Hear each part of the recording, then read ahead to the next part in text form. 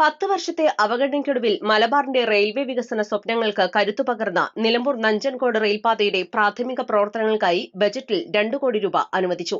2016-ൽ ഉമ്മൻചാണ്ടി സർക്കാരിൽ ആര്യടൻ മുഹമ്മദ് മന്ത്രിയായിരിക്കെ സംസ്ഥാനം പാതി നിർമ്മാണ ചെലവ് വഹിക്കാമെന്ന് റെയിൽവേയുമായി ധാരണാപത്രം ഒപ്പുവെച്ച പാത ഇടത് സർക്കാർ അധികാരത്തിൽ വന്നപ്പോൾ തലശ്ശേരി മൈസൂർ പാതയ്ക്ക് വേണ്ടി ഉപേക്ഷിക്കുകയായിരുന്നു.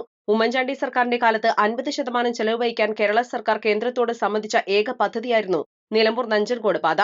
DMRC മുഖ്യ ഉപദേഷ്ടാവും റെയിൽവേയുടെ ഏകാംഗ കമ്മീഷനുമായ ഇ ശ്രീധരനെ പാതയെക്കുറിച്ച് പഠനം നടത്താൻ നിയോഗിച്ചു.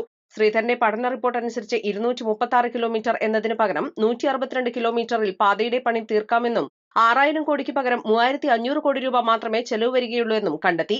ഇതിന്റെ അടിസ്ഥാനത്തിൽ കേരള റെയിൽ ഡെവലപ്മെന്റ് കോർപ്പറേഷൻ എന്ന സ്പെഷ്യൽ പർപ്പസ് വെഹിക്കിൾ കമ്പനി രൂപീകരിച്ചു.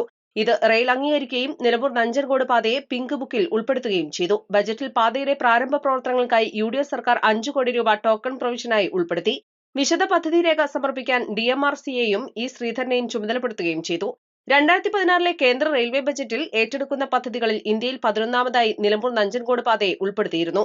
ഇതിനിടെയാണ് തെരഞ്ഞെടുപ്പ് പ്രഖ്യാപനം വന്നത്. അതുകൊണ്ട് പദ്ധതി തുടർന്നു കൊണ്ടുപോകാൻ സാധിച്ചില്ല.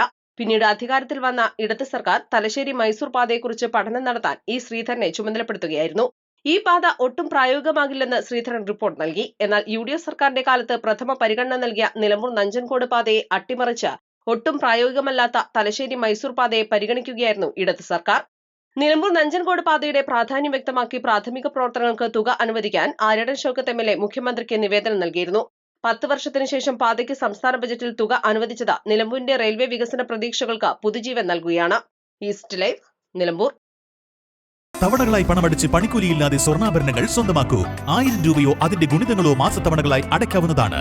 ഓരോ മാസവും നറുക്കെടുപ്പ്. ഈ പദ്ധതിയിൽ അംഗമാകാൻ 8078599000 എന്ന നമ്പറിൽ ഉടൻ മിസ് കോൾ ചെയ്യൂ. ഹയ ഗോൾഡൻ ഡയമണ്ട്സ്.